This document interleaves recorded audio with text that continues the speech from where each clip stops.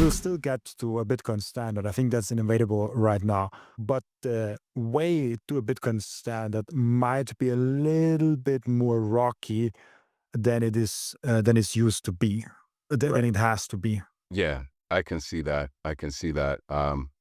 It's definitely going to be some kind of war, like you said, some kind of currency war, a soft war. It's hard for power to let power go, right? But I feel like their financial system is kind of a Trojan horse in itself because of greed. Everybody wants to act in their self-interest, and you should. But I think people will come for the greed and that they'll stay for the revolution, in my opinion. Yeah, so speaking of which, today's a great, interesting day because it's the first day of strategy, the convention for MicroStrategy and Strategy World, I believe it's called.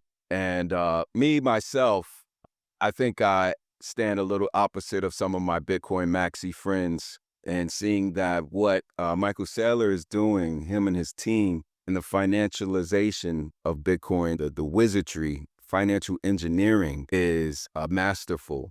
I think if it was going to be someone to do this, from the evil corp world of fiat, I think we couldn't have a better representative, honestly. I think Michael Saylor understands Bitcoin. I think he's totally bought in. I think he's a true Bitcoiner at heart. He sees what it is. He sees it as a tool for good. It's a thing for good. People when he does these million interviews, right? And they ask him the same question and he just takes a deep breath and then, lets off another beautiful monologue like he does. He speaks incredibly about it. What I think is, like he said at the end of one of his interviews, no one asks me if I think it's good. And he says, I think it's a good thing for the world. And that is the thing that I think you alluded to when you said, the overlap of Bitcoiners where, maybe I should eat better. Maybe I should, take care of myself. You start thinking about a longer time preference and not just greed. What can I get now? What can I take from the next man? Because the debt system that we have is based on debt, right? But what do you think? What are your thoughts about MSTR, MicroStrategy, and Michael Saylor himself, and what they're doing? Is it a good thing? Is it a bad thing? Some Bitcoiners are split on it because they're consolidating. They have 500,000 Bitcoin now, right? So what do you think? Is that a good thing to consolidate in one place like that? There are so the first thing you kind of brought up is strategy, and this is such an amazing topic, and I want to get to that. There's another thing that you kind of brought up there, the impact of Bitcoin, and I also want to touch on that a little bit later. So let's stick with the first one, with strategy. I think Michael Saylor with MicroStrategy in 2020 and now Strategy B opened a black hole for the fiat world to get transferred faster and quicker and in a accelerated way directly to Bitcoin. This is a how should I tell you? This is it's spectacular, and it's an extreme attack on the fiat world. Speculative. Yeah, speculative attack. That's my non-English speaking, non-native No, I English gotcha. speaking words. Yeah, Isa always says that. That's an extreme attack on the fiat network. And yeah, of course, we want to have as many Bitcoins on the pleb level as possible. Is not a concern for Bitcoin to have some concentration at some points with MicroStrategy or with other things, because it's a proof of work system, not a proof of stake system. With proof of stake systems, you automatically have a power with a stake. So if MicroStrategy would have, let's say, 10, 20, 30% stake of Ethereum, they wouldn't have a huge impact on the network itself. Michael Saylor can have as many Bitcoin as he wants, even to an extreme. If he says, say he only owns 5 million Bitcoin, he doesn't really have an impact on the network. Yes, he can pay people with a lot of money to Mhm. tell stories and to shift the narrative. But when you just look at the stake that he has, this does not give him any influence over the network. He might have an influence over the network because he is a public speaker in Bitcoin. He might have an influence on Bitcoin because he doesn't, but he could go ahead and pay people to put the narrative in a certain way. But he can also do that without Bitcoin. BlackRock can also do that. China can do that. A big player without any Bitcoin can also do that. So just the thing that he has a lot of Bitcoin doesn't give him any power over Bitcoin. That's the beauty of it. And because we have a proof of work system, those Bitcoin will over time be distributed. Maybe not the next 5 to 10 years. In the next 5 to 10 years, maybe he gets more and more. Like maybe he grows to like 800,000, a million Bitcoin. Who knows how many he can accumulate? But he gets now a competition with 21 Capital. He gets competitions from other publicly traded companies. And the more they do it, the more they acquire it, the less he will be able to actually stack because the price will just run up. And at some point, those fiat engineering games might not work because fiat is no longer there. And then you will actually have to work for every Bitcoin. I already have most of my income in Bitcoin and some of my expenses even in Bitcoin. There's a capital flow from Bitcoin directly to Bitcoin. So I no longer buy Bitcoin because most of my income is in Bitcoin. So I Oh, wow. earn Bitcoin every month. I haven't touched a Bitcoin exchange to buy Bitcoin for like 5 months now. I Mhm. sometimes have to sell Bitcoin to cover fiat bills.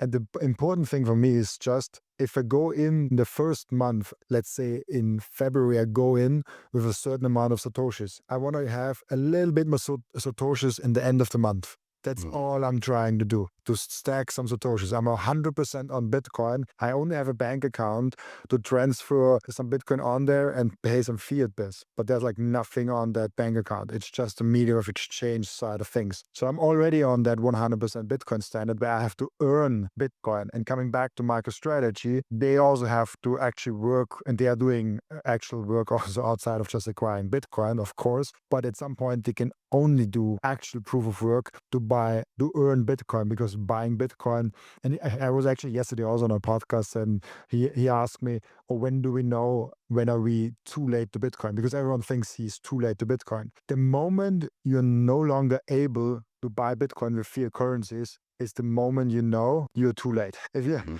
If you have to work to get Bitcoin, it might be you might miss the train a little bit on that Bitcoin bandwagon. So right now we are super duper early. Everything under 1 million is so cheap. I cannot even explain how cheap it is.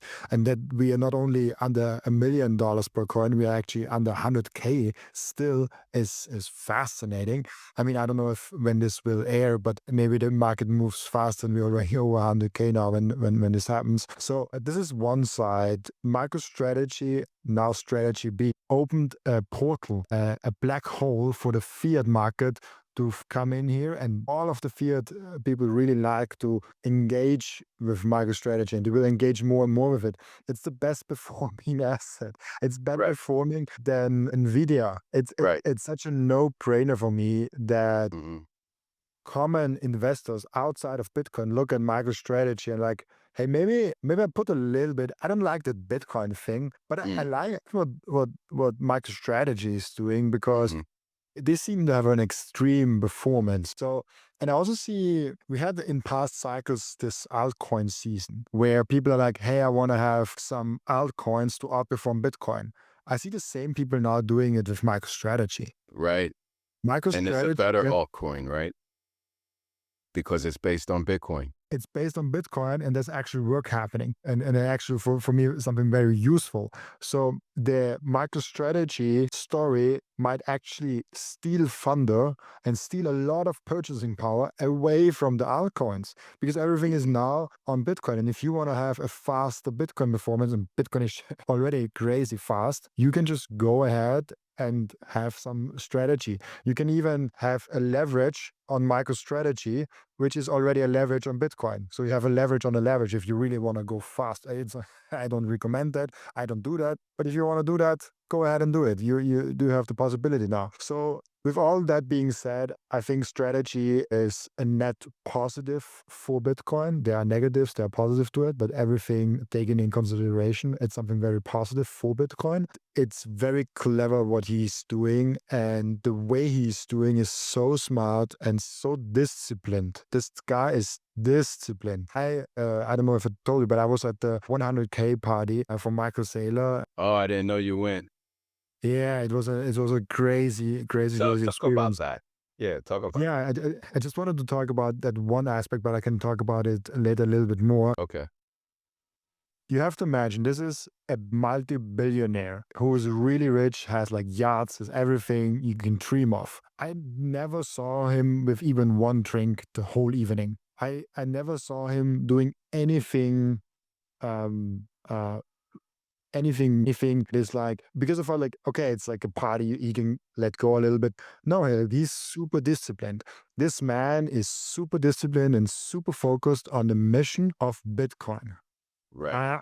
And I asked him this on my podcast, and asked him the question of what is the most valuable thing you have that you cannot buy with money? And he told me Bitcoin, the mission of Bitcoin. Because before he discovered Bitcoin, he already went ahead and was planning to retire. He stepped away from being a CEO of strategy. That was planned before he even discovered Bitcoin. That was a 5-year plan that he already did before he discovered Bitcoin. So this was something very interesting for me, where Bitcoin gave him a second life. He gave him another mission in his life to pursue. And now he's driven, now he's motivated. And I see that a lot with Bitcoiners that maybe we're like, okay, maybe 50, 55, going to the 60s. I want to retire now. No, like Bitcoin gives them a second life, a mission, something to Yeah. pursue. And I got a little bit sidetracked, but that Yeah, one but thing. you don't see people like, oh, I want to talk about fiat for the rest of my life, or I want to talk about SMTP for the rest of my life. No, there's something there that people need to understand. And to touch on what you're saying, to kind of double click on what you just said, it's a spiritual thing. People don't get it. When you really get Bitcoin, it takes you to a spiritual place. That's why Max Kaiser's going with the high priestess, and Bitcoin is Jesus, and Bitcoin is God.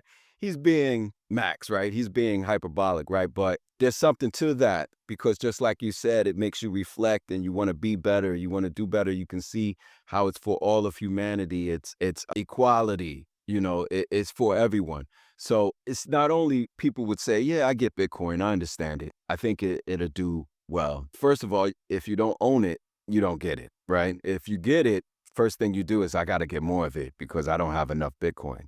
Right? That's what Michael Saylor did before he did anything with MicroStrategy. He got some for himself. And it makes you study it more. It makes you learn more about it. And the next thing is it takes you to, when you really, truly understand it, I do think there is a spiritual component to it. Not to say that it's Jesus or God or a religion, but I think it makes you look internally in yourself, and you start to question things that were told to you by the system, or like powers that be, or even your parents, school, whatever. They didn't know any better because they grew up in a fiat world, and we now have Bitcoin.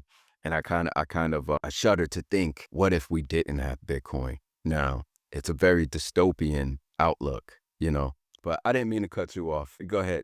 It's actually a perfect transition to the second point that, like I was saying before, I wanted to do the first one, strategy, second point, because I think, and this is something completely underrated, even the last person that gets into the Bitcoin standard will benefit from Bitcoin massively, because Bitcoin is transforming society. So when we look at past inventions, we can start with the printing press and going up to the electricity and up to the internet, even going down like that. There's so many inventions down the road of history where we can always see something happen. So the first thing that happens is the people that embrace it the first and build businesses around the invention, or buy stakes in that thing, whatever it is. It's different depending. Like you cannot buy stocks of the printing press per se. In Bitcoin, you can actually buy the underlying asset, the underlying invention. So you have to build business around that. And those inventions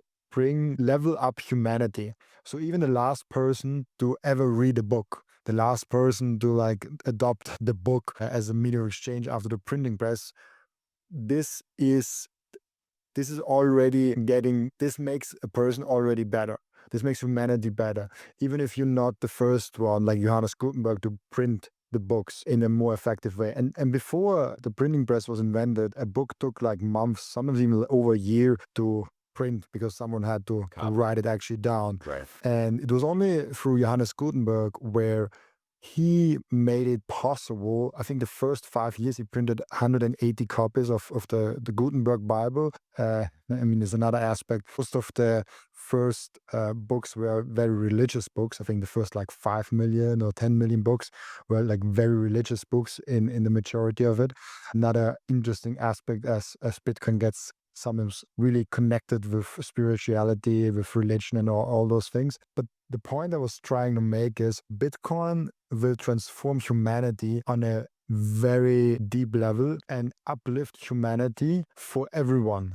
Even if you don't like Bitcoin, even if you hate Bitcoin, it will make your life better because we get better money. And the same way as it's good that everyone can read and write books and consume information, and information is free, available with books, and then with the internet and electricity and with the phone and the telegraph and everything like that. Those all are innovations that made everything better. Yes, there are people that lose out on things. Like there is some guy that bought like, I don't know, 10,000 horses, and Henry Ford came along and had an idea. He lost something because he didn't see it coming. There's always losers and winners in massive transitions of that. And the winners are those who embrace the new technology and having informed opinions and really diving deep on those. And the losers are those who are ignorant and arrogant against, or maybe even lazy against, new innovations. And it's also something that I discovered. People that don't get Bitcoin have one out of three things. They either are ignorant, lazy, or arrogant. And most people, because I don't think that anyone is too dumb to understand Bitcoin. Everyone who can read and write and have like some basic knowledge skills and some basic math skills, like most people, especially in the developed world, can understand Bitcoin. Yes, there might be like a small portion that might actually not, like they have some brain disease. Like obviously I'm not talking about those, but most people are clever enough to figure out Bitcoin. Why they're not doing it? They're either ignorant against Bitcoin because they're like, I don't want to deal with that. I'm just pushing it away. They're arrogant, saying no, like I know a better Bitcoin. I know. I think gold is better. Or I store my money in real estate. It's a better store of value. No, like look at the facts. The last 10 years, the last 5 years, pick any time frame you want. Real estate is crashing against Bitcoin. Thank you for watching this video. This was only a snippet of the podcast. And if you want to watch the full episode and get all of the context of this episode, you can click right here or here. Oh, maybe also here.